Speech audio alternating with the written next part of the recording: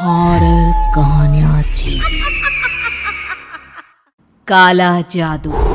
अपने बेटे रिशु के माथे से टपकते हुए पसीने को देखकर सविता की हालत खराब हो गई। ऐसा आज पहली बार नहीं हुआ जब रिशु नींद से घबराकर जागा है।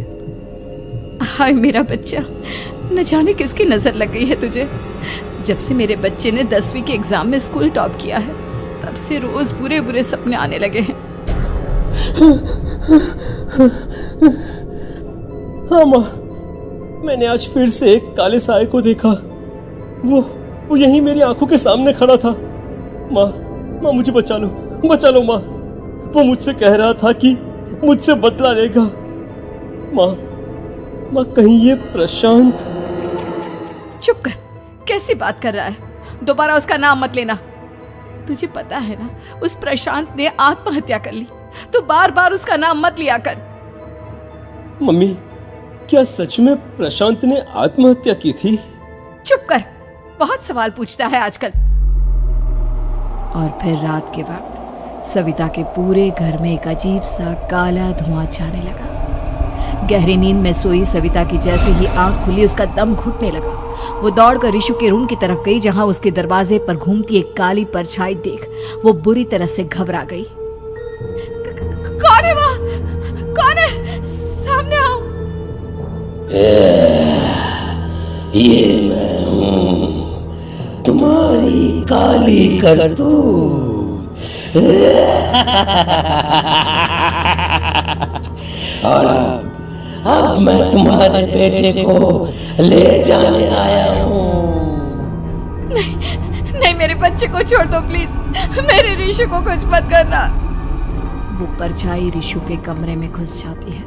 सविता भी उसके पीछे पीछे दौड़ कर जाती है और देखती है कि अब वो साया साफ नजर आ रहा था। वो सर से पैर तक खून में सना हुआ था और उसके शरीर के सारे अंग कटे फटे हैं। क्या चाहिए तुम्हें? तुम जो बोलोगे मैं करूंगी, लेकिन मेरे रिशु को छोड़ दो। उस परछाई ने रिशु को गर्दन से पकड़कर दीवार के सहारे हवा में उछाल दिया। रिशु जोर जोर से चिल्लाने लगा। माँ बचाओ मुझे, बचा लो माँ। ये मुझे मार डालेगा। माँ मुझे बचा लो माँ। नहीं ऐसा मत करो। मुझे मार दो लेकिन मेरे बच्चे को छोड़ दो। मैं तुम्हारे आगे हाथ जोड़ती हूँ। वो परछाई रिशु को जमीन पर गिरा देती है और अचानक वहां से गायब हो जाती है। रिशु, मेरा बच्चा, तू ठीक तो है ना? कुछ बोल बेटा, क्या हुआ है तुझे? मैं ठीक हूँ माँ। क्या हुआ था यहाँ पर? कुछ नहीं बेटा, कुछ नहीं। तू परेशान मत हो। हम कल ही गांव के बाहर जो तांत्रिक महाराज रहते हैं उनके पास चलेंगे। ठीक है माँ, हम जल्द ही उनके पास चलेंगे। मुझे बहुत डर लग रहा है माँ। ये बार बार मुझे डरावने सपने आना, ये सब हमारे साथ क्यों हो रहा है माँ? अगले दिन सविता अपने बेटे रिशु को लेकर गांव के बाहर तांत्रिक के पास जाती है। जिस जगह पर तांत्रिक रहा करता था वो जगह बहुत डरावनी थी। चारों तरफ कंकाल और भूतियां नजर आ रही थी। गांव से दूर वीराने में उस जगह पर जोर से आंधी चल रही थी। रिशु ने डर कर अपनी माँ का हाथ पकड़ लिया। माँ मुझे बहुत डर लग रहा है। ये कैसी जगह है? देख बेटा, हमारे साथ जो कुछ भी हो रहा है उसका इलाज सिर्फ और सिर्फ ये तांत्रिक महाराज ही बता सकते हैं। अब यही है जो हमें प्रॉब्लम से बाहर निकाल सकते हैं। जैसे ही सविता और रिशु तांत्रिक की झोपड़ी के अंदर पहुंचे, वहां का नजारा देखकर उनकी आंखें फटी की फटी रह गई। तांत्रिक की झोपड़ी के अंदर कई सारे लोग अपनी गर्दन घुमा घुमा कर जोर जोर से चीख रहे थे। कौन हो तुम और यहाँ क्यों आई हो? महाराज, मेरे बेटे को कुछ दिनों से एक डरावनी काली परछाई नजर आती है और कल रात उसने मेरे बेटे पर हमला भी कर दिया।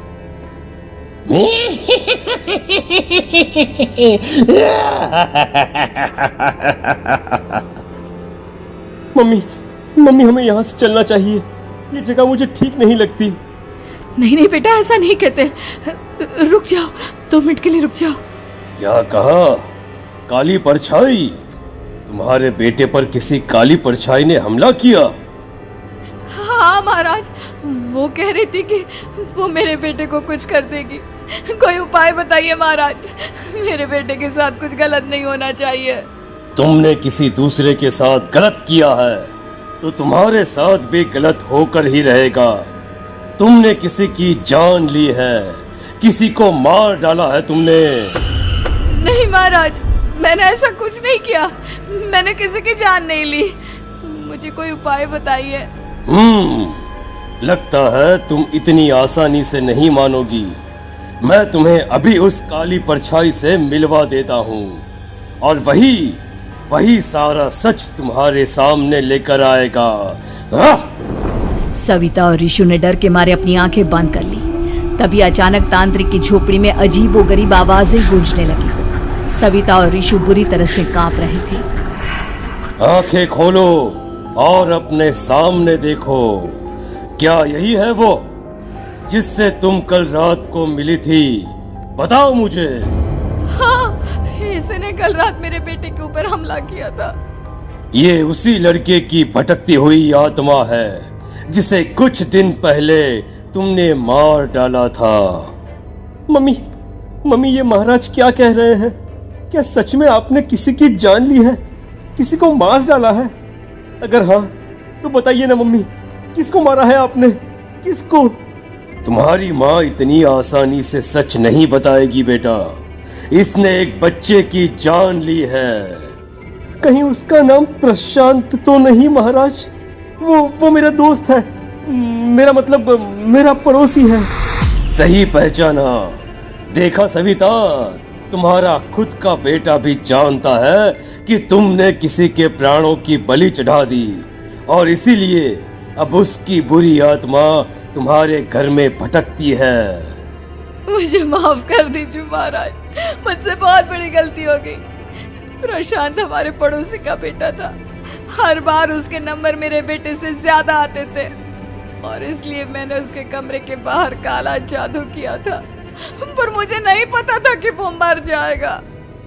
तुम्हारे उसी काले जादू वाली गुड़िया के अंदर एक बुरी आत्मा थी जिसने उस बच्चे के दिमाग पर बुरा असर कर दिया और उसी की वजह से उस लड़के ने अपनी बालकनी से कूदकर आत्महत्या कर ली। इसकी वजह सिर्फ और सिर्फ तुम हो, तुम। नहीं महाराज, जो कुछ भी हुआ मुझे नहीं पता था कि प्रशांत अपनी जान दे देगा। प्रशांत की आत्मा इस वक्त तुम्हारे सामने खड़ी है, हमसे बात करना चाहती है। बोलो क्या कहना चाहते हो? मैं जीना चाहता था, बड़ा होकर कुछ बनना चाहता था। आपके बेटे से मुझे कोई परेशानी नहीं थी। अरे वो तो मेरा अच्छा दोस्त था।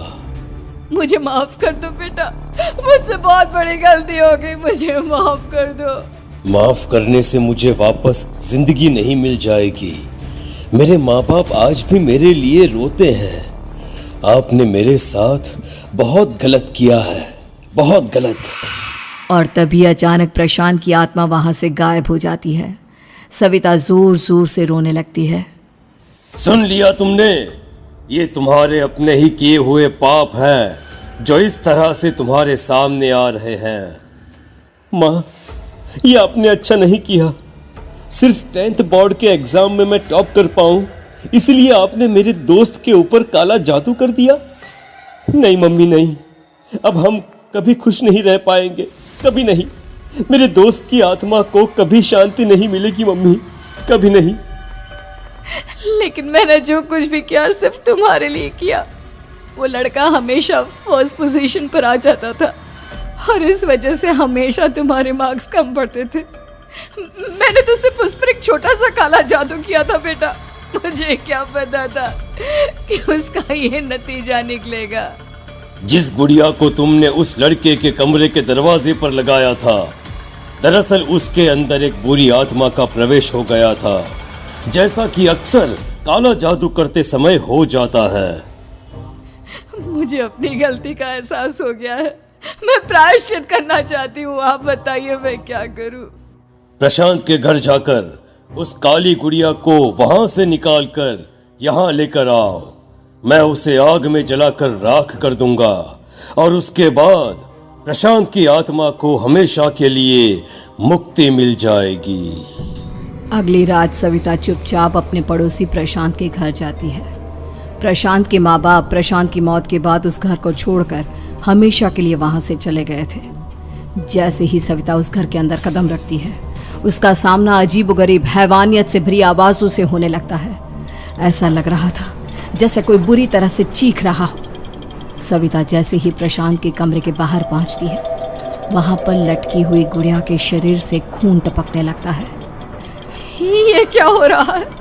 इस गुड़िया के शरीर से खून क्यों टपक रहा है? सविता हिम्मत करते हुए उस गुड़िया को वहां से उतारने की कोशिश करती है, लेकिन तभी अचानक से बहुत भयानक दिखने वाली औरत उसकी आंखों के सामने आकर खड़ी हो जाती है। मैं यहाँ से कहीं नहीं जाऊंगी, और अगर तूने मुझे यहाँ से हटाने की कोशिश की तो मार डालूंगी मैं तुझे। नहीं नहीं, मुझे तुम्हें यहाँ से ले जाना ही होगा, नहीं तो मेरा बेटा, उसकी जान को खतरा है। मैं तुम्हें नहीं छोड़ सकती। अगर तुम्हारे अंदर हिम्मत है तो मुझे इस घर से बाहर ले जाकर दिखाओ। और ऐसा कहकर वो औरत सविता के ऊपर हमला कर देती है और उसे हवा में उछाल उछाल कर जमीन पर पटकती है। लेकिन तभी अचानक मौका देखकर सविता अपने हाथ में ली हुई सुई उसके हाथ में चुभो देती है। हाथ में सुई लगते ही वो औरत जमीन पर तड़पने लगती है। ये क्या किया तूने? ये क्या कर दिया? तुझे ऐसा नहीं करना चाहिए था। तांत्रिक ने मुझे कहा था कि तुझसे जीतने का सिर्फ यही एक तरीका है जिससे मैं अपने पापों का प्रायश्चित कर सकती हूँ और अपने बेटे की जान बचा सकती हूँ। और उसके बाद वो डरावनी दिखने वाली औरत एक छोटी सी जादुई गुड़िया में तब्दील हो गई और सविता ने उसे ले जाकर तांत्रिक को दे दिया। तांत्रिक ने जादुई गुड़िया को आग के हवाले कर दिया।